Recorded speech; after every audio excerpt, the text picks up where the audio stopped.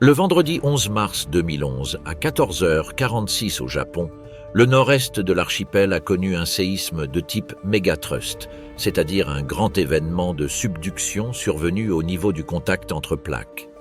L'agence météorologique japonaise, ou JMA, a localisé l'hypocentre au large de la péninsule d'Oshika, dans la région de Tohoku, à plusieurs dizaines de kilomètres au large, et à une profondeur relativement faible pour ce type de source.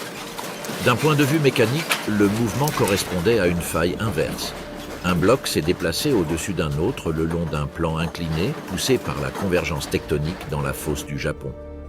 Pour comprendre ce qui s'est produit ce jour-là, il convient de distinguer trois notions souvent confondues: la magnitude, l'intensité et la durée, l'étendue des dommages. La magnitude décrit la taille de l'événement à la source et l'énergie libérée. L'intensité, selon l'échelle d'intensité sismique de la JMA, décrit la secousse réelle en surface, qui varie selon la distance, le type de sol et la topographie. Un même séisme peut avoir une magnitude énorme et malgré cela produire des intensités très différentes d'une ville à l'autre. De plus, la durée perçue par les personnes ne correspond pas nécessairement au temps pendant lequel la rupture s'est propagée le long de la faille. Ce sont des durées liées, mais non identiques. Bien que le 11 mars soit resté dans les mémoires comme l'événement principal, la région n'était pas sismiquement silencieuse. 2 jours plus tôt, le 9 mars 2011, un séisme important de magnitude 7,3 s'est produit au large de la côte de Honshu, associé à la même zone de subduction. Ce séisme a été considéré comme un choc au sein de la séquence qui a culminé le 11, et il a été accompagné d'une activité ultérieure appelée réplique dans la zone. Avec le recul apporté par l'événement principal, ce signal précurseur a été interprété comme faisant partie d'un processus d'ajustement de la marge, mais en temps réel, il n'était pas possible d'affirmer avec certitude qu'il annonçait une rupture beaucoup plus grande. Des séismes de magnitude 7 au Japon, bien que sérieux, ne sont pas rares en termes relatifs. À 14h46, la rupture a commencé sous la mer. Au Japon, le réseau instrumental est extrêmement dense, ce qui permet de détecter presque immédiatement l'onde P, la première à arriver. Selon la JMA, le système d'alerte précoce au séisme, Earthquake Early Warning, a émis un avis quelques secondes après la détection initiale par la station la plus proche. C'était la marge de temps disponible pour que les systèmes automatisés et les personnes réagissent avant l'arrivée des ondes S et des ondes de surface, qui sont généralement responsables des secousses les plus fortes. En situation d'urgence réelle, ces secondes ne empêchent pas le séisme, mais elles réduisent l'exposition. Elles peuvent arrêter des trains, interrompre des processus industriels, ouvrir des portes de secours et donner à la population un bref avertissement pour se protéger. Ce premier segment de l'événement illustre un problème classique de la sismologie opérationnelle: estimer rapidement versus estimer correctement. Les systèmes automatiques effectuent un calcul initial à partir d'informations limitées, c'est-à-dire les premières secondes d'enregistrement. Et cette estimation peut être insuffisante face à un mégaséisme dont la taille réelle ne se révèle qu'en observant l'ensemble du processus de rupture. En 2011, une partie des estimations initiales s'est avérée insuffisante pour anticiper, dès la première minute, l'ampleur du tsunami en cours de formation. La secousse s'est étendue sur une zone immense du pays. La JMA a enregistré une intensité sismique maximale de 7, le niveau le plus élevé de son échelle, à Kurihara, dans la préfecture de Miyagi, et a signalé des intensités de 6+ dans de nombreuses villes et localités de Miyagi, Fukushima, Ibaraki et Tochigi, avec une perception de l'événement à l'échelle nationale. Cette répartition reflétait à la fois la proximité du foyer et l'effet de sols meubles et de bassins sédimentaires qui amplifient les ondes sismiques. En termes de dommages strictement attribuables aux secousses, le séisme a affecté des bâtiments, des ponts, des routes et des réseaux de services.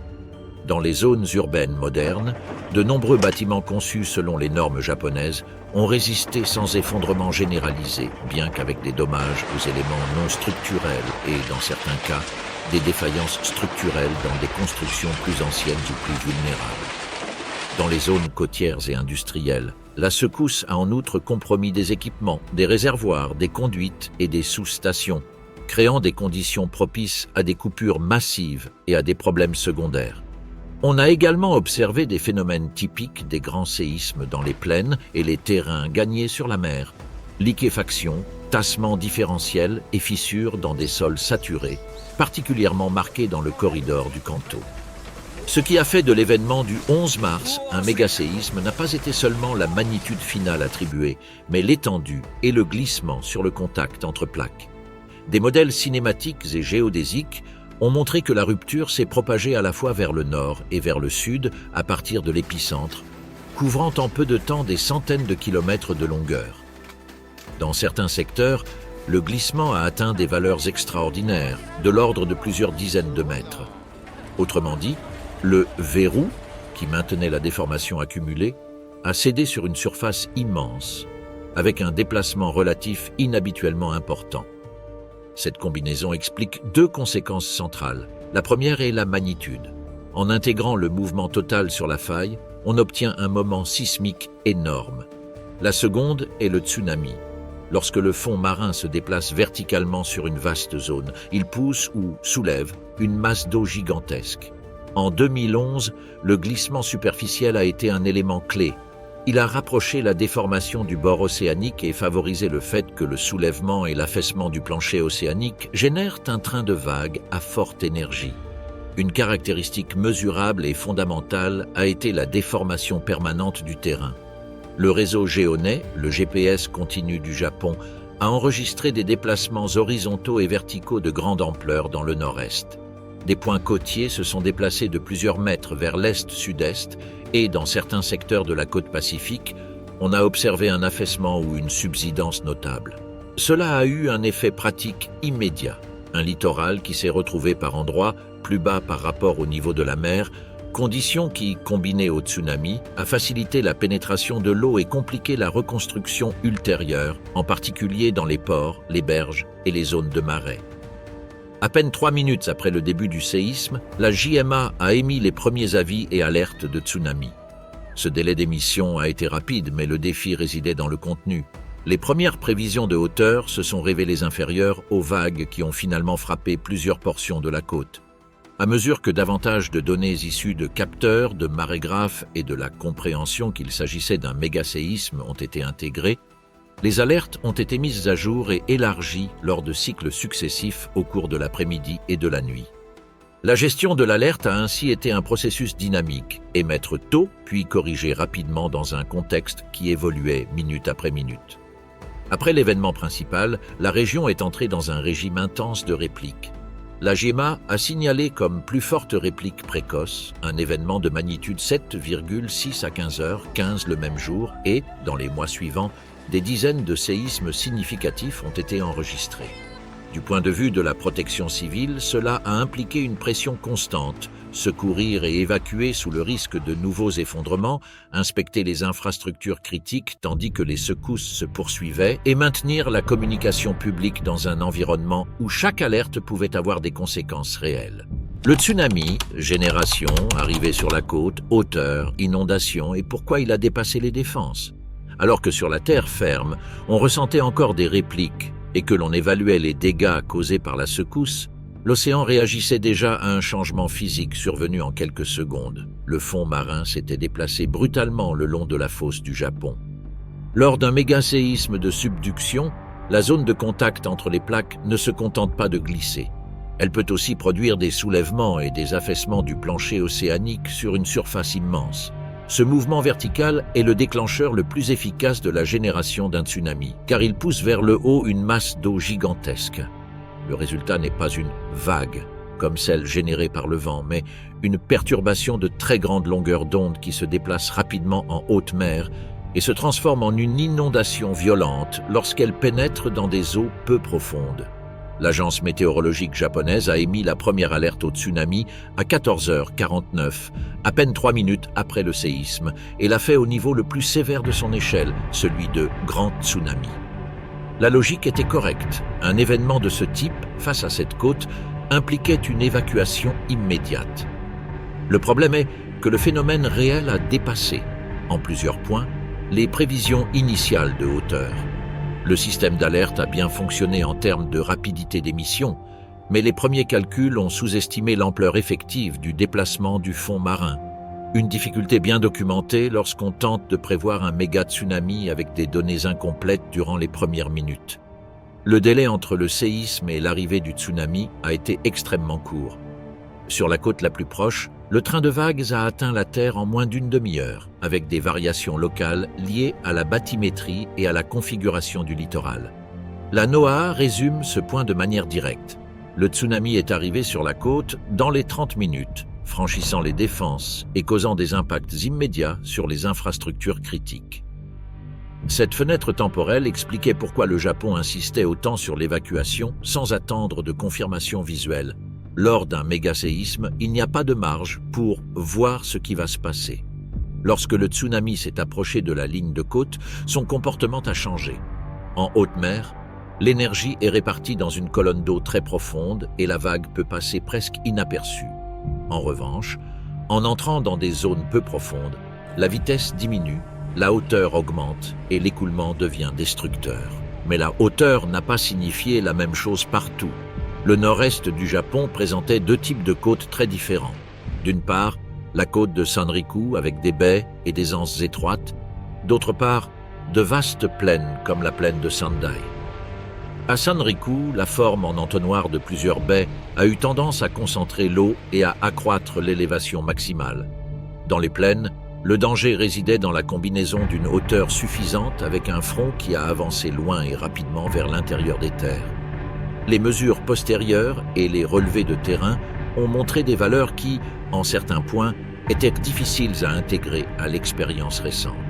Une valeur souvent citée pour le run-up maximal, c'est-à-dire l'élévation maximale atteinte par l'eau au-dessus du niveau de la mer le long du terrain, est de 40,5 mètres à Iwate, parmi les plus élevés jamais observés au Japon.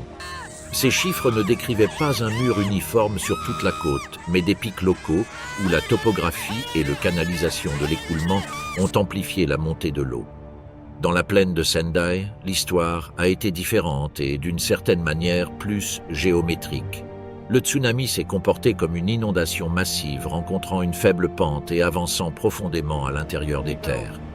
Une étude précoce et très citée sur l'inondation de cette plaine a estimé une hauteur maximale d'inondation de 19,5 mètres et a décrit que le front du tsunami s'est propagé à plus de 5 km vers l'intérieur sous la forme d'un bord ou front d'eau poussant comme un coin. Cette combinaison a été cruciale pour expliquer les pertes humaines et les dégâts. Il ne s'agissait pas seulement de la hauteur, mais aussi de la portée et de la vitesse dans des zones où se trouvaient des quartiers résidentiels, des routes, ainsi que des installations agricoles et industrielles. Les défenses côtières ont été mises à l'épreuve au-delà de leur scénario de conception en de nombreux endroits.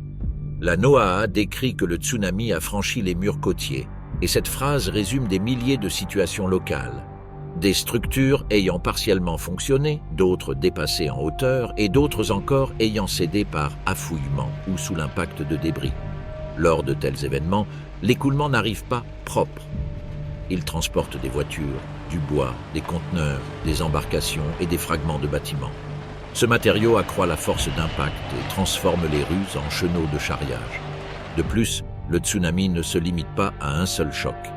Il peut arriver en plusieurs vagues pendant des heures, et la plus grande n'est pas nécessairement la première.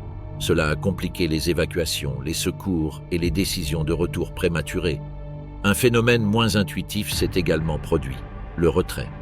Après l'avancée initiale, l'eau peut se retirer avec des courants très puissants, entraînant les débris vers le large, endommageant des structures déjà fragilisées et formant des tourbillons dans les ports. Cet aller-retour a accru le danger pour les personnes qui se sont approchées pour regarder ou qui ont tenté de porter secours avec des moyens improvisés dans les zones basses. La menace s'est donc prolongée dans le temps. Les avertissements devaient être maintenus même après le premier impact. L'impact territorial a été immense et mesurable. Plusieurs évaluations officielles et techniques ont convergé vers un chiffre de référence. Le tsunami a inondé environ 561 km² le long de la côte pacifique du Japon. Ce chiffre n'était pas abstrait. Il correspondait à des zones urbaines entières submergées, à des terres agricoles recouvertes d'eau salée et de sédiments, et à une longue frange littorale où la reconstruction ultérieure a dû repenser les niveaux, les itinéraires d'évacuation et l'implantation des habitations. Sur le plan humain, une proportion écrasante des victimes a été associée au tsunami plutôt qu'aux effondrements dus à la secousse. Un rapport de vulgarisation du système UNESCO-COA indique que, parmi les personnes décédées, plus de 90% se sont noyés, ce qui reflète que le mécanisme principal a été l'inondation rapide et non l'effondrement massif à l'intérieur des bâtiments. Cette réalité explique pourquoi, dans la mémoire japonaise, le 11 mars est resté défini comme une catastrophe composite. Le séisme a été le déclencheur, mais le tsunami a été le facteur dominant de la mortalité et de la dévastation visible dans de nombreuses localités côtières. Impact humain et réponse immédiate, évacuation, secours, abri, communication et santé. Dans l'après-midi du 11 mars, la catastrophe s'est définie en quelques minutes par une combinaison rarement observée à une telle échelle. Un séisme de magnitude extrême, un tsunami à arrivée rapide et une frange côtière densément habitée et industrialisée. Dans le bilan humain, les chiffres officiels se sont consolidés au fil des années. Mais le schéma général a été clair dès le début. Les dommages les plus meurtriers ne provenaient pas tant des effondrements dus aux secousses que de l'inondation. En mars 2021, le rapport consolidé de l'Agence nationale de police du Japon, également diffusé par la NOAA, faisait état de 15 899 morts, 2 526 disparus, présupposés décédés, et 6 157 blessés. La première réponse, avant tout déploiement massif, a été sociale et territoriale, évacuer. Le Japon a émis des alertes précoces de séisme et des avis de tsunami en l'espace de quelques minutes, mais la côte nord-est présentait un problème physique qu'aucune organisation ne pouvait gérer entièrement en temps réel. La vague arrivait rapidement et les espaces disponibles pour fuir étaient limités dans de nombreuses localités. En plusieurs points d'Iwate et de Miyagi, l'évacuation dépendait d'itinéraires menant vers des collines, des talus ou des bâtiments désignés. Dans des plaines comme celle de Sendai, elle dépendait du fait de s'éloigner de la côte le plus vite possible, alors même que l'eau avançait par les routes et les champs à une vitesse difficile à estimer visuellement. Les abris sont immédiatement devenus le second front. Après l'impact, des milliers de centres d'évacuation ont été ouverts, pour la plupart des installations publiques déjà prévues, mais aussi des lieux privés comme des hôtels ou des temples, lorsque la demande a tout dépassé. Un rapport technique du projet de la Banque mondiale sur la gestion des centres d'évacuation décrit que, dans la région de Tohoku, près de 2500 centres ont été établis et qu'au pic d'occupation, plus de 470 000 personnes y ont été hébergées. Le nombre d'évacués apparaît également dans des analyses humanitaires comme un seuil de référence. Environ 470 000 survivants déplacés dans des refuges au pic initial. Cette concentration massive dans les abris a posé des problèmes très concrets. Le froid de la fin de l'hiver, le manque d'intimité, une hygiène compliquée par les coupures d'eau et par l'insuffisance des sanitaires, ainsi qu'un accès irrégulier à la nourriture, aux couvertures et aux médicaments durant les premiers jours. De plus, la composition démographique a joué un rôle. Des rapports régionaux ont souligné qu'une proportion élevée des victimes et des personnes affectées étaient âgées. Par exemple, un rapport de l'ADRC a indiqué que parmi les décès dont l'âge a pu être confirmé dans un sous-ensemble de données, une majorité significative avait plus de 60 ans, ce qui correspondait à une vulnérabilité accrue lors des évacuations rapides et à des besoins de santé plus complexes dans les refuges. En parallèle, l'urgence est devenue un défi d'infrastructure de base. La secousse a endommagé les réseaux et le tsunami a détruit des sous-stations, des conduites, des installations, des usines et des routes. Une évaluation institutionnelle de la Commission européenne sur le mécanisme de protection civile, fréquemment cité, a estimé que 5,57 millions de foyers se sont retrouvés sans électricité et qu'environ 600 000 ont été privés d'approvisionnement en eau à Tohoku et dans d'autres régions. Ces chiffres permettent de comprendre pourquoi les refuges n'étaient pas seulement des espaces. Ils sont devenus des lieux où il a fallu reconstruire, à petite échelle, des conditions minimales de vie. Chaleur, eau potable, éclairage, recharge des téléphones et un système d'information fiable. Les communications ont constitué un autre point critique.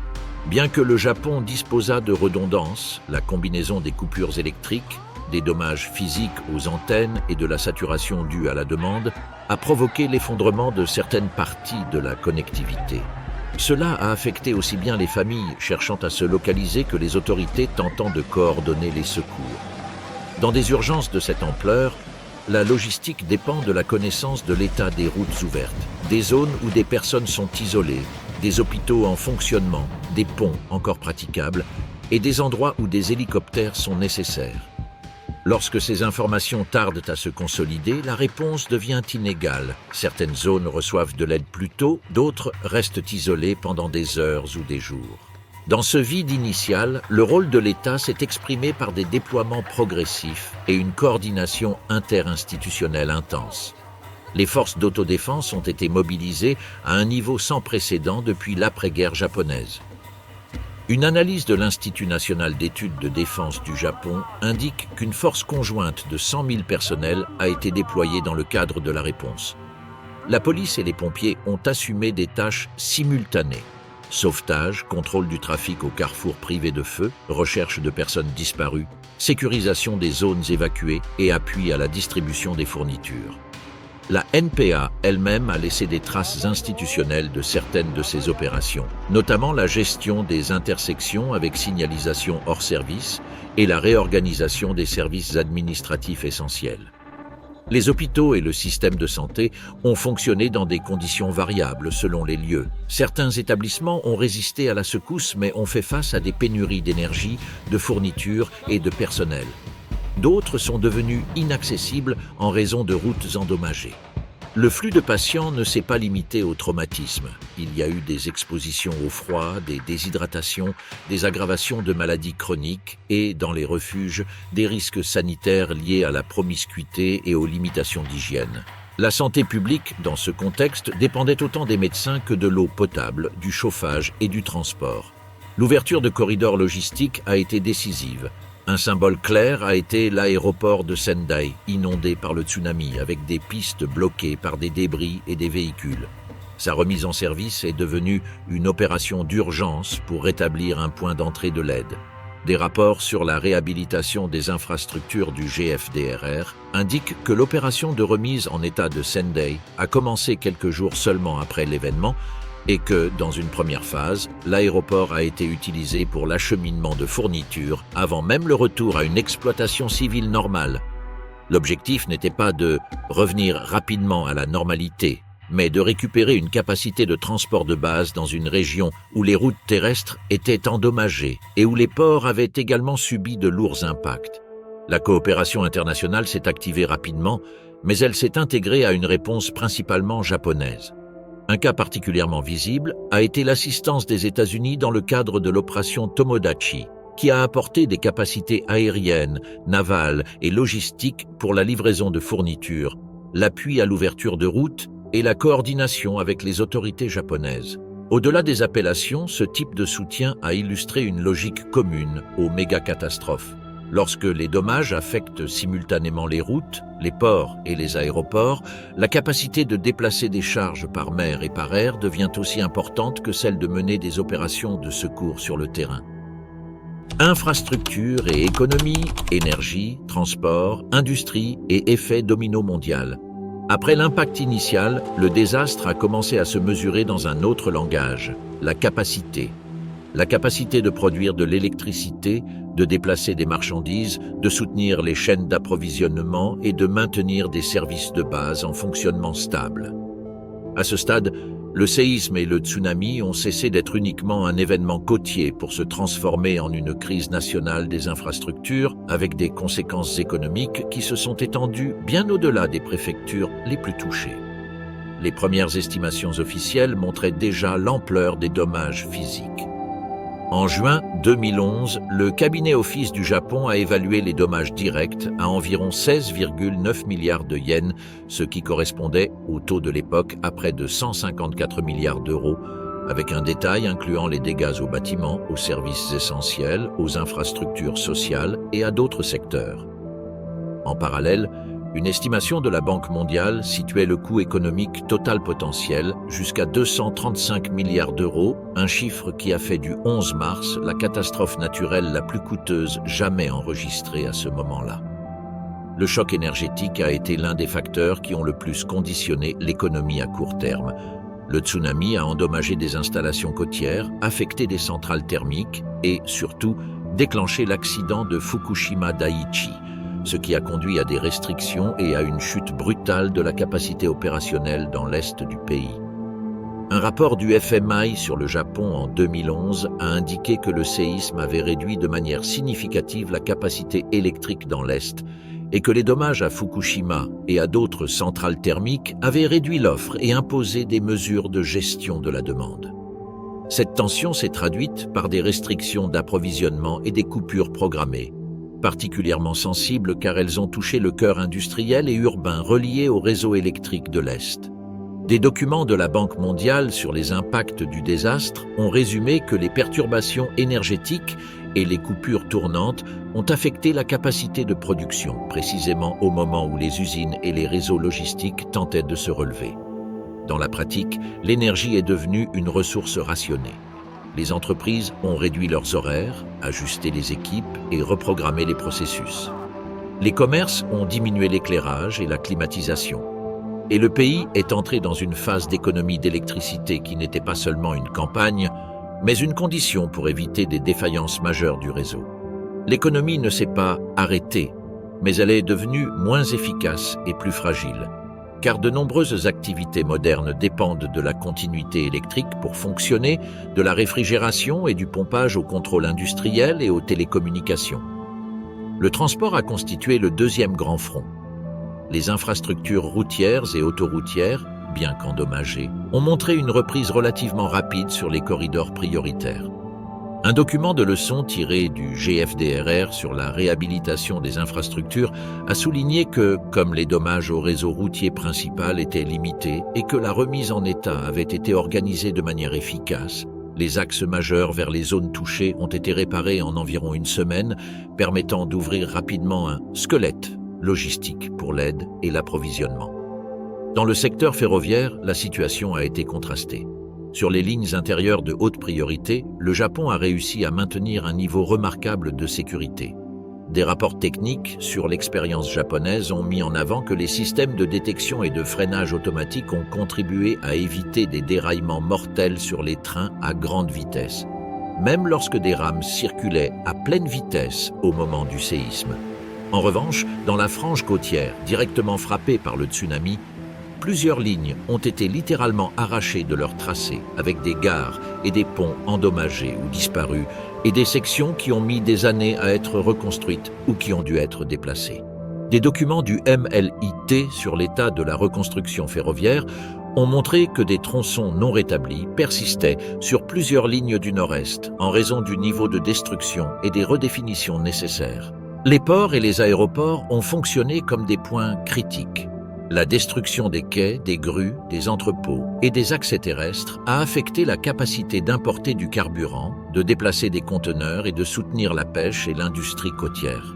Et dans le cas de l'aéroport de Sendai, l'inondation l'a rendu inutilisable à court terme, obligeant à organiser une réhabilitation accélérée afin de récupérer un nœud d'entrée aérienne. La logique était simple. Sans port ni aéroport opérationnel, même un réseau routier réparé ne suffisait pas à assurer un approvisionnement à grande échelle. Le 11 mars a également montré que, dans une économie hautement intégrée, la zone d'impact peut s'étendre par des voies moins visibles. L'industrie japonaise concentrait la production de composants critiques alimentant des usines à l'intérieur et à l'extérieur du pays. Le ministère de l'Économie, du Commerce et de l'Industrie, dans son analyse de 2011, a examiné la manière dont le séisme a affecté la chaîne d'approvisionnement mondiale, en soulignant notamment la sensibilité du secteur automobile aux interruptions de composants électroniques et de pièces spécifiques. Les indicateurs macroéconomiques de court terme ont reflété ce choc. Une analyse du Trésor français sur l'impact global a résumé que la production industrielle japonaise a chuté de 15,8% en mars 2011 par rapport à février, et que l'industrie automobile a été la plus touchée, avec une baisse de production de 55% en mars, en grande partie à cause des problèmes d'approvisionnement en pièces et des perturbations logistiques. Une telle chute ne s'explique pas uniquement par des usines inondées. Elle résulte de la combinaison de l'énergie restreinte, de fournisseurs à l'arrêt, de transports interrompus et de stocks insuffisants pour maintenir une production continue. À partir de là, l'effet s'est propagé à l'international. Des entreprises en Amérique du Nord, en Europe et en Asie ont fait face à des pénuries ou à des retards de composants japonais, en particulier dans des secteurs où il existait peu de fournisseurs alternatifs offrant des spécifications équivalentes. Les recherches académiques sur les perturbations des chaînes d'approvisionnement liées au 11 mars ont estimé des pertes de production agrégées mesurables à l'échelle nationale du fait de cette transmission des chocs, soulignant que le dommage économique n'a pas été uniquement local. Il a voyagé avec les interdépendances industrielles. Au-delà de la production et de la logistique, la catastrophe a modifié la consommation et la confiance. La Banque du Japon, dans ses communications d'avril 2011, a décrit des baisses des ventes au détail et des changements de comportement, influencés par la commotion, par les horaires réduits et par les restrictions énergétiques. Sur le plan macroéconomique, cela s'est traduit par une contraction temporaire de la demande dans plusieurs secteurs, y compris dans des régions non inondées, tandis que les priorités des ménages et des entreprises se réorganisaient. Le coût économique total est ainsi devenu une référence mondiale. L'estimation de la Banque mondiale allant jusqu'à 235 milliards de dollars ne résumait pas seulement la reconstruction physique. Elle incluait les interruptions de production, les pertes d'actifs et les dépenses liées à la réhabilitation du logement, des infrastructures et des services sur un territoire étendu. L'Agence de reconstruction du Japon a repris cette estimation dans sa synthèse institutionnelle de l'événement, en la reliant au calcul de dommages directs du cabinet Office. À la fin des premières semaines, l'économie japonaise présentait déjà une image claire de double dommage. D'un côté, le dommage visible, villes et ports dévastés, infrastructures côtières détruites, zones industrielles inondées. De l'autre, le dommage systémique, électricité limitée, transport avec des goulets d'étranglement, chaînes d'approvisionnement rompues et réorganisation massive des priorités publiques et privées. Fukushima Daiichi, perte d'énergie, perte du refroidissement, explosion d'hydrogène et évacuation. Dans l'après-midi du 11 mars 2011, la crise japonaise a intégré un composant supplémentaire qui a changé l'ampleur de l'urgence. L'accident de la centrale nucléaire de Fukushima Daiichi, dans la préfecture de Fukushima, sur la côte pacifique. Là, le séisme et le tsunami n'ont pas agi comme des impacts isolés, mais comme une séquence qui a éliminé, un à un, les éléments assurant la sûreté opérationnelle d'un réacteur. D'abord la stabilité du réseau électrique externe, ensuite l'alimentation de secours et enfin la capacité d'extraire la chaleur résiduelle qui subsiste même après un arrêt automatique. Fukushima Daiichi était un complexe comprenant 6 réacteurs à eau bouillante. Au moment du séisme, les réacteurs 1, 2 et 3 étaient en fonctionnement. Les réacteurs 4, 5 et 6 étaient à l'arrêt pour maintenance ou rechargement. Lorsque la secousse est survenue, les systèmes de protection ont fonctionné et les réacteurs en service se sont arrêtés automatiquement. Cette étape était essentielle, mais elle ne résolvait pas le problème central. Un réacteur arrêté continue de produire de la chaleur par décroissance radioactive et cette chaleur doit être évacuée en continu pour maintenir le combustible couvert et stable. Le séisme a, en outre, affecté l'alimentation électrique externe et la centrale a perdu l'électricité fournie par le réseau. Dans les conditions prévues par la conception, cette situation est compensée par des générateurs diesel de secours et par des batteries qui permettent d'alimenter les pompes, les vannes, l'instrumentation et les systèmes de refroidissement pendant le temps nécessaire.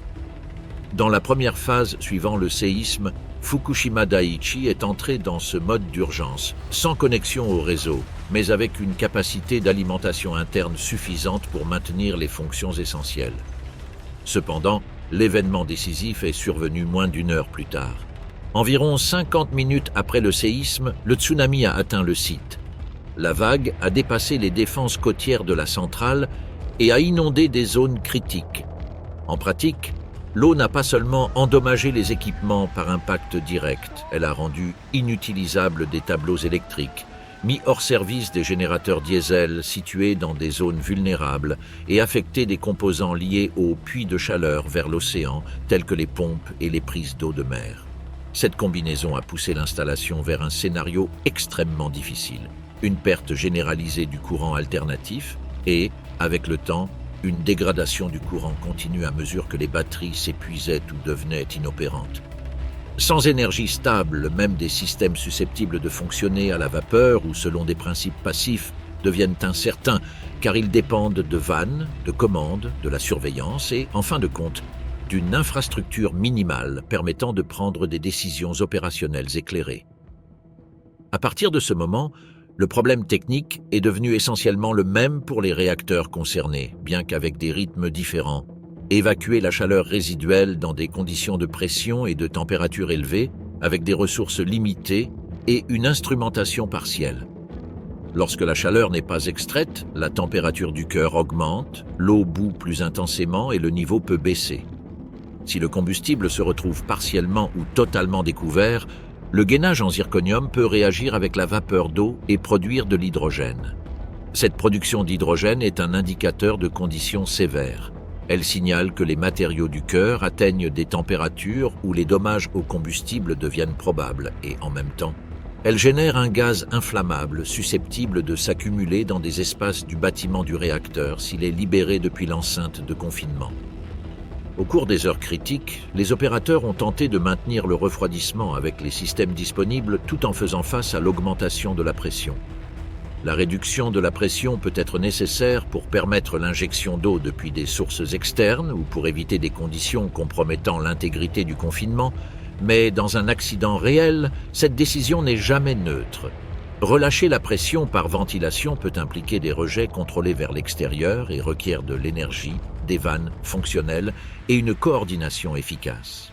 Sur un site frappé par un tsunami, avec des accès endommagés, des niveaux de radiation variables et des équipements rendus inutilisables par l'inondation, la réponse repose souvent sur des solutions de fortune. Pompes mobiles, camions de pompiers, lignes improvisées, sources d'eau alternatives et personnel travaillant avec des informations incomplètes. Tandis qu'à l'intérieur du site, on tentait de rétablir des capacités de refroidissement et d'injection, à l'extérieur de la centrale s'est ouvert le front de la protection civile. Les évacuations ont été élargies de manière progressive et rapide à mesure que l'incertitude sur l'état des réacteurs augmentait. Le 11 mars, il a été ordonné d'évacuer dans un rayon initial de 3 km et demandé à la population de rester à l'intérieur jusqu'à 10 km. Le lendemain, le 12 mars, la zone d'évacuation a été étendue à 10 km puis élargie à 20 km. Ces décisions ont été prises sous une forte pression logistique, car la région était déjà dévastée par le tsunami. Routes endommagées, carburant limité, abris saturés et hôpitaux fonctionnant difficilement. Évacuer dans ce contexte ne signifiait pas seulement déplacer des personnes, il s'agissait de transférer des personnes âgées, des patients et des communautés entières dans un territoire qui était encore en train de faire face à la catastrophe côtière. Avec la dégradation des conditions dans les réacteurs 1, 2 et 3, des événements visibles ont commencé à se produire, intensifiant la crise. Des explosions d'hydrogène dans les bâtiments des réacteurs, en dehors du confinement primaire, qui ont endommagé des structures et compliqué les opérations de réponse. Le 12 mars, une explosion d'hydrogène a été enregistrée dans le bâtiment de l'unité 1. Le 14 mars, une autre explosion s'est produite dans le bâtiment de l'unité 3. Et le 15 mars, un événement explosif est survenu dans le bâtiment de l'unité 4, bien que ce réacteur fût à l'arrêt. Cet épisode a été associé à une accumulation d'hydrogène dans le bâtiment, un phénomène qui a montré comment l'hydrogène pouvait se déplacer ou se former dans des conditions inattendues lorsque la centrale n'était plus dans sa configuration normale de ventilation et de contrôle. Au-delà de l'impact médiatique, ces explosions ont eu des effets opérationnels concrets. Elles ont endommagé des équipements, bloqué des accès, obligé à repositionner le personnel et accru temporairement la complexité du maintien d'intervention continue. Le résultat technique de cette séquence, établi ultérieurement par des évaluations institutionnelles, a été que les réacteurs 1, 2 et 3 ont subi des dommages sévères au combustible, avec une fusion partielle ou étendue du cœur en raison de la perte prolongée du refroidissement et de la difficulté à maintenir une injection stable dans un environnement de haute pression et de ressources énergétiques limitées. Avec l'évolution de la crise, la réponse a cessé d'être orientée vers la prévention d'un accident et s'est concentrée sur la stabilisation d'une installation déjà endommagée, en réduisant autant que possible de nouveaux rejets, en maintenant le refroidissement par tous les moyens disponibles et en gérant l'eau utilisée, y compris à des moments d'urgence, l'injection d'eau de mer comme mesure de dernier recours afin d'empêcher que la température du combustible continue d'augmenter. Gestion de crise et coopération, coordination interne, logistique, soutien international et contrôle soutenu. Dans les jours qui ont suivi le 11 mars, la réponse japonaise a dû fonctionner dans une situation peu commune. Même pour un pays habitué aux catastrophes, des urgences multiples et simultanées, étendues sur un vaste territoire, avec des infrastructures critiques endommagées et un composant technologique évolutif à Fukushima Daiichi. Dans ce contexte, la gestion de crise s'est définie moins par un moment que par la capacité à soutenir des décisions opérationnelles pendant des semaines, avec des informations incomplètes et des priorités changeant rapidement. Le défi n'a pas été seulement de secourir, mais aussi de distribuer, communiquer, enregistrer, protéger et rétablir les fonctions minimales de l'État et de la vie quotidienne. Une première caractéristique a été l'ampleur du déploiement. Le Japon a mobilisé des ressources civiles et militaires à une échelle inédite depuis l'après-guerre. Une analyse du Stimson Center, fondée sur des informations publiques de l'époque, a indiqué que le Premier ministre Naoto Kan avait ordonné le 13 mars la mobilisation de 100 000 membres des forces d'autodéfense, avec des dizaines de milliers déployés en quelques jours pour la recherche, le sauvetage, le transport et la distribution de fournitures. Ce déploiement n'a pas été un bloc uniforme. Il s'est agi d'une combinaison d'unités terrestres, maritimes et aériennes qui se sont adaptées à une carte en constante évolution. Certaines municipalités étaient isolées par les débris et les coupures routières. D'autres n'étaient accessibles que par hélicoptère ou par mer. Et dans de nombreux cas, la priorité est passée du sauvetage immédiat à un soutien logistique soutenu pour les abris et les hôpitaux. La coordination avec les forces de police et les services locaux a constitué le deuxième pilier. Les missions policières se sont multipliées. Régulation du trafic dans des villes où les feux tricolores étaient hors service, sécurité dans les zones évacuées, appui aux évacuations, recherche des disparus, identification des victimes et rétablissement de démarches essentielles. Le rapport officiel en anglais de l'Agence nationale de police, en revenant sur la réponse plusieurs années plus tard, a indiqué que la police avait déployé jusqu'à environ 4 800 agents par jour et mobilisé au total près de 1 420 000 agents au cours des activités liées à la catastrophe, illustrant ainsi l'ampleur soutenue de l'opération. Du point de vue logistique, la première nécessité a été de reconstruire des routes avant de reconstruire des villes. Avec des ports endommagés, des segments de côtes dévastés et des zones urbaines inondées, l'approvisionnement dépendait de la réouverture de corridors routiers, de la sécurisation de points d'entrée aériens et de la création de circuits de distribution vers des municipalités qui, dans certains cas, ne pouvaient recevoir de camions pendant plusieurs jours. L'évaluation de la Commission européenne sur la réponse du mécanisme de protection civile a souligné qu'immédiatement après la catastrophe, 5,57 millions de foyers se sont retrouvés sans électricité et environ 600 000 sans eau dans le Tohoku et d'autres régions, ce qui expliquait pourquoi l'approvisionnement n'était pas complémentaire. Il était essentiel pour faire fonctionner les abris, les hôpitaux et les services de base.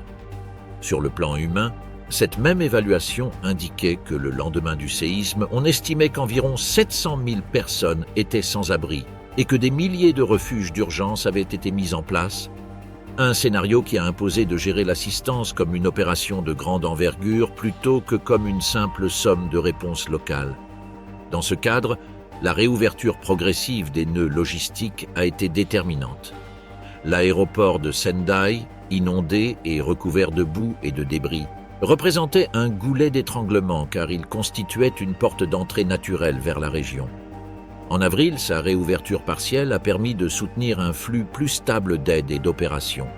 Des reportages contemporains ont décrit le rôle du personnel américain dans les travaux de nettoyage et le soutien au rétablissement des opérations. Et des sources de référence sur l'aéroport situent la reprise d'un trafic commercial limité au 13 avril 2011, après un mois de suspension à l'exception des vols humanitaires. L'importance pratique de cette étape ne résidait pas dans le simple fait de reprendre les vols, mais dans la récupération d'une plateforme pour le fret léger, le transport de personnel, les évacuations médicales et la connexion avec le reste du pays, alors que les routes terrestres restaient sous forte pression. La coopération internationale s'est généralement articulée comme un soutien à une réponse principalement japonaise. Parmi les interventions les plus visibles figurait l'opération Tomodachi, une opération d'aide humanitaire des forces armées des États-Unis en coordination avec les autorités japonaises. Un rapport du Congressional Research Service a souligné que le contexte était particulier, car les États-Unis disposaient de dizaines de milliers de militaires stationnés au Japon, avec des ressources proches et une coopération fréquente avec les forces japonaises d'autodéfense, ce qui a facilité une réponse rapide en matière de transport aérien et maritime, de distribution de fournitures et de soutien aux opérations sur le terrain. Des analyses contemporaines ont également mis en évidence que l'opération a rapidement pris de l'ampleur et s'est intégrée à la triple crise du séisme, du tsunami et de Fukushima, avec des missions allant de la logistique et du transport au soutien de capacités spécifiques. En pratique, ce type de coopération fonctionne d'autant mieux qu'il existe une interopérabilité préalable. Protocoles, communications et habitudes partagées lors d'exercices antérieurs. Le 11 mars a été un cas où cette préparation interinstitutionnelle a réduit les frictions dans des moments critiques. Une autre dimension essentielle a été la gestion de l'information et du risque en temps réel, en particulier à propos de Fukushima. Contrairement à une catastrophe purement naturelle, l'urgence nucléaire a exigé un suivi radiologique constant, la définition de périmètres, la communication d'instructions de protection et la coordination de mesures de santé publique dans un environnement où la population était déjà traumatisée par l'inondation et par les pertes familiales. La gestion de crise devait éviter deux écueils à la fois, minimiser les risques réels et en même temps contenir les dommages sociaux que peuvent provoquer la confusion ou des messages contradictoires. Dans un contexte de communications intermittentes et de forte demande, la clarté opérationnelle est devenue une ressource aussi importante que le carburant ou l'eau potable. La réponse a également reposé sur des acteurs non étatiques, municipalités, organisations communautaires, bénévoles, secteurs privés et réseaux d'approvisionnement. Le problème n'était pas d'avoir des ressources, mais de les déplacer et de les affecter correctement.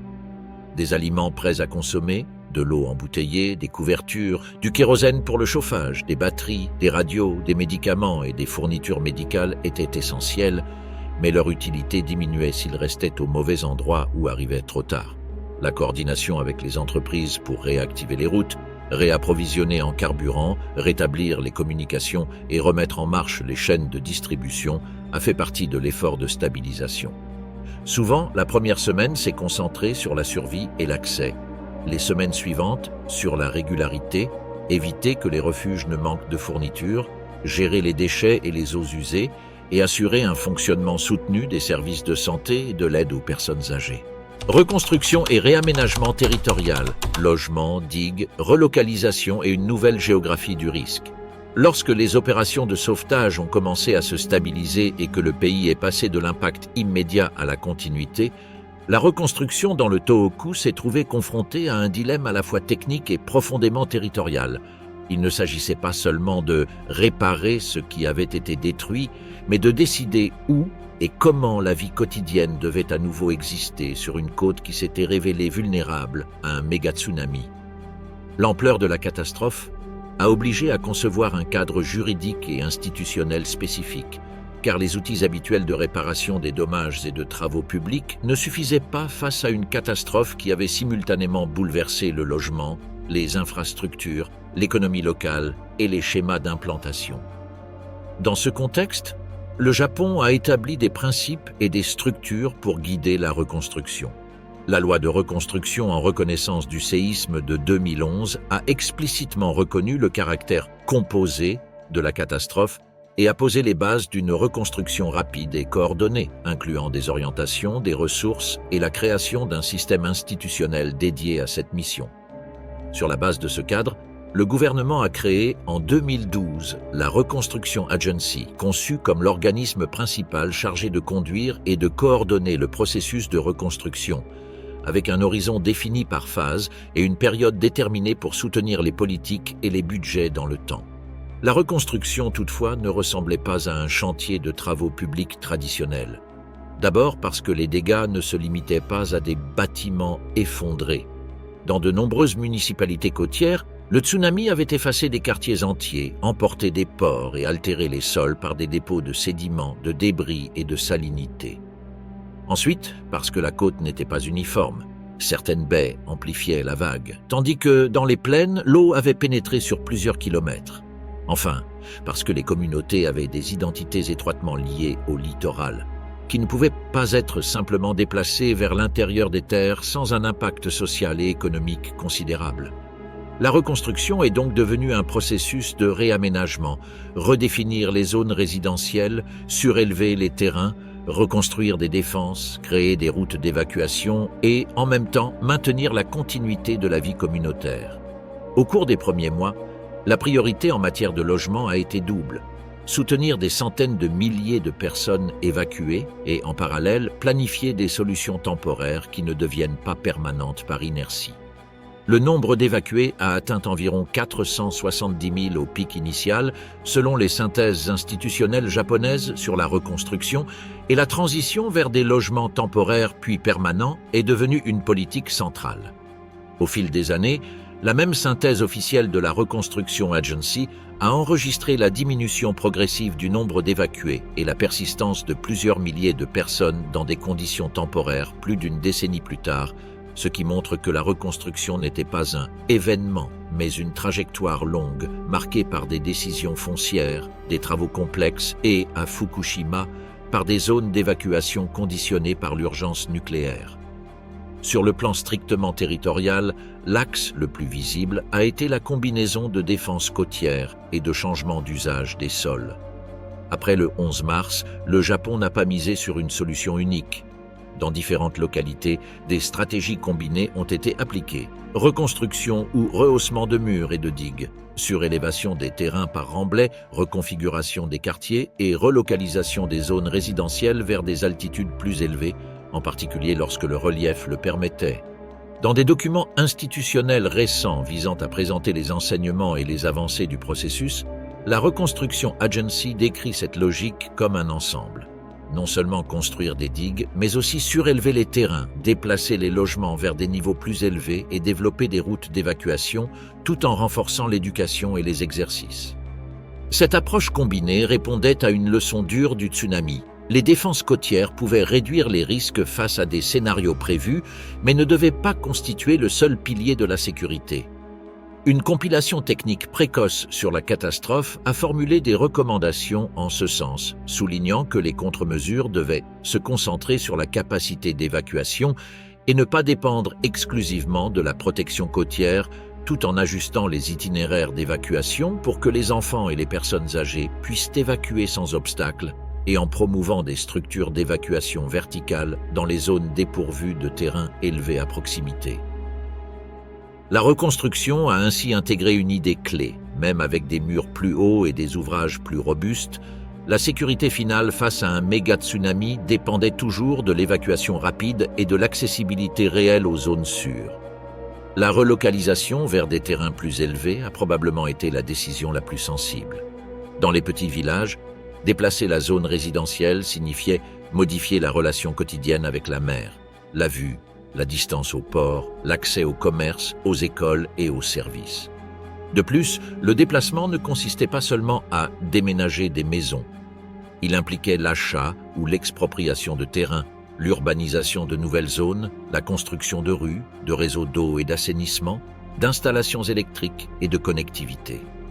Dans plusieurs localités, les ports et les zones de travail sont restés sur la côte, tandis que les résidences ont été déplacées vers des altitudes plus élevées, créant une nouvelle géographie quotidienne des déplacements. Là où le relief n'offrait pas de collines proches, L'alternative a été de surélever le terrain par des remblais et de réorganiser le tracé urbain afin de mieux séparer les zones à risque des zones résidentielles permanentes, tout en garantissant des voies de sortie claires. La composante du logement temporaire et sa transition vers le logement permanent a également impliqué un apprentissage social. L'expérience japonaise antérieure avait déjà montré que la conception de solutions de logement après une catastrophe ne devait pas seulement répondre aux besoins d'abri, mais aussi préserver la communauté et l'accès au réseau de soutien. Dans le cas de 2011, cette dimension est devenue encore plus évidente en raison de l'échelle. De nombreuses personnes âgées, des familles fragmentées par l'évacuation et des communautés côtières aux liens internes forts. C'est pourquoi une partie de la reconstruction s'est concentrée sur la reconstitution de la vie communautaire, emplacement des logements permanents, conception des quartiers, transport vers les services et mesures de soutien social pour réduire l'isolement. La reconstruction des infrastructures a suivi un principe pratique: rétablir d'abord l'essentiel, puis améliorer.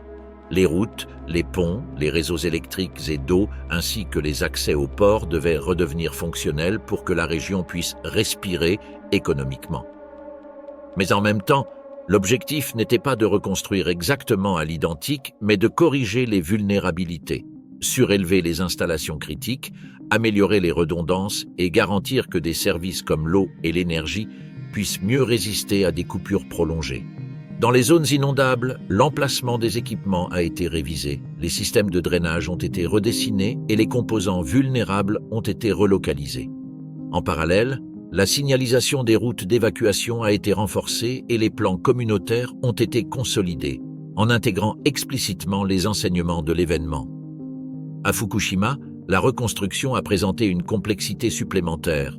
Le retour des populations et la réactivation territoriale ont été conditionnés par les décisions relatives aux zones d'évacuation, ainsi que par les opérations de décontamination et de réhabilitation, avec des rythmes très différents selon les municipalités. Cela a engendré une reconstruction inégale. Certains territoires ont avancé plus rapidement en matière de logement et d'infrastructures, tandis que d'autres ont maintenu des restrictions et des reconfigurations plus profondes. La reconstruction n'a donc été ni homogène ni linéaire, et cette caractéristique explique pourquoi, même avec des travaux visibles et des budgets soutenus, le processus s'est mesuré pendant des années en retour progressif, fermetures et réouvertures de zones et reconfiguration économique. Héritage, changement dans la science, l'alerte précoce, la réglementation, l'énergie et la mémoire sociale. Au fil des mois, le 11 mars a cessé d'être une urgence pour devenir un point de référence. Non seulement en raison de l'ampleur des dégâts, mais parce qu'il a obligé à réexaminer des hypothèses qui avaient guidé la préparation japonaise pendant des décennies. Quelle magnitude maximale était raisonnable? Quelle hauteur de tsunami pouvait être considérée comme une limite de conception? Dans quelle mesure on pouvait s'appuyer sur des barrières physiques côtières? Et quel niveau réel de redondance devait exister dans les systèmes critiques lorsqu'un désastre composé frappait simultanément l'énergie, les transports et les communications?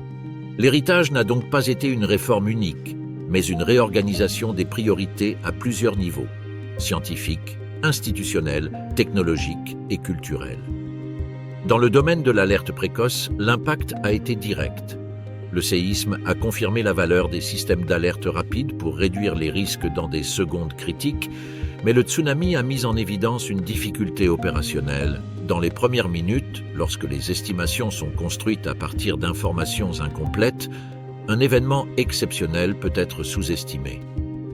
La réponse institutionnelle s'est traduite par une révision du langage, du contenu et de la logique d'émission des alertes.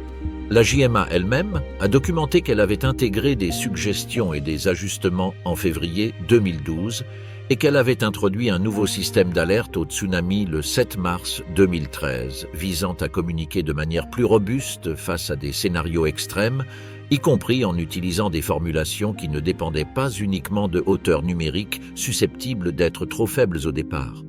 En termes pratiques, l'objectif était de réduire le risque d'interprétation optimiste face à un avertissement précoce. Renforcer l'idée d'une évacuation immédiate dès les signaux de grand tsunami, même si la première valeur annoncée ne reflétait pas encore le maximum réel. Ce changement technique s'est relié à une conclusion qui a traversé la reconstruction. Aucune défense physique ne remplace l'évacuation. Après 2011, le pays a renforcé des digues sur de nombreux tronçons, surélevé des terrains, réorganisé des quartiers et, dans certaines localités, relocalisé des zones résidentielles à des altitudes plus élevées. Mais en parallèle, il a consolidé des itinéraires d'évacuation plus visibles, des points d'évacuation verticale là où il n'existait pas de relief proche, ainsi qu'une insistance accrue sur les exercices et l'éducation du public. Cette approche a été cohérente avec les enseignements recueillis par les organismes internationaux et par le gouvernement japonais lui-même. Le 11 mars n'a pas invalidé l'ingénierie. Il en a redéfini les limites et l'a obligé à composer avec une plus grande marge d'incertitude. Sur le plan institutionnel, la catastrophe a accéléré la mise en place d'une architecture de reconstruction et de coordination devant être soutenue pendant des années. Le Basic Act on Reconstruction in Response to the Great East Japan Earthquake, promulgué en 2011, a reconnu formellement que le pays faisait face à une crise nationale sans précédent et à un désastre composé, et a défini des principes, des ressources et des mécanismes pour impulser une reconstruction rapide et harmonieuse, tout en prévoyant la création d'une agence de reconstruction. Cette agence a été établie en février 2012 comme tour de contrôle de la reconstruction, coordonnant les politiques et les budgets entre les différents niveaux de gouvernement et les secteurs. La structuration par période a également fait partie de l'héritage. Le gouvernement a fixé un horizon de reconstruction de 10 ans jusqu'à l'exercice fiscal 2020, puis une phase de revitalisation et de suivi, reflétant le fait que le retour à des conditions stables n'était ni immédiat ni uniforme. Sur le terrain réglementaire et énergétique, Fukushima a été le catalyseur le plus visible. Le Japon a réformé son système de supervision nucléaire et a créé la Nuclear Regulation Authority le 19 septembre 2012 avec l'objectif explicite de rétablir la confiance du public, de réformer le régime réglementaire et de donner la priorité à la sécurité. L'existence même d'une nouvelle autorité traduisait une lecture critique de la période précédente. Le pays avait besoin de normes et de procédures intégrant davantage le risque d'événements extrêmes, en particulier les inondations et la perte prolongée d'alimentation électrique. Dans la pratique, cette réforme s'est traduite par des exigences plus strictes pour le redémarrage des réacteurs et par un débat politique durable sur le rôle de l'énergie nucléaire dans une stratégie devant également prendre en compte la sécurité énergétique et les coûts. Même en 2026, la discussion restait marquée par la crédibilité des évaluations de risque, comme le montrent des cas réglementaires où le système suspend ou relance des examens en cas de doute sur l'intégrité des données, signe d'un standard plus exigeant et d'une sensibilité publique qui n'est pas revenue à son niveau d'avant 2011. L'héritage de Fukushima s'est également matérialisé dans une gestion prolongée et hautement technique. Le démantèlement d'une centrale endommagée n'est pas un chantier linéaire, mais une succession d'étapes comportant des risques spécifiques. Dans des documents officiels japonais récents sur la feuille de route du démantèlement, il est indiqué par exemple que le retrait du combustible de la piscine de l'unité 4 a été achevé en décembre 2014, celui de l'unité 3 en février 2021, et que la récupération de débris de combustible dans l'unité 2 a débuté à titre d'essai le 10 septembre 2024, présenté comme une étape clé du plan à moyen et long terme. Ces jalons montrent que la chronologie réelle de l'après-accident se mesure en années, car chaque phase implique la robotique, les protections, le contrôle radiologique, la gestion de l'eau et des déchets, ainsi que des décisions sur la manière de réduire les risques sans en créer de nouveaux.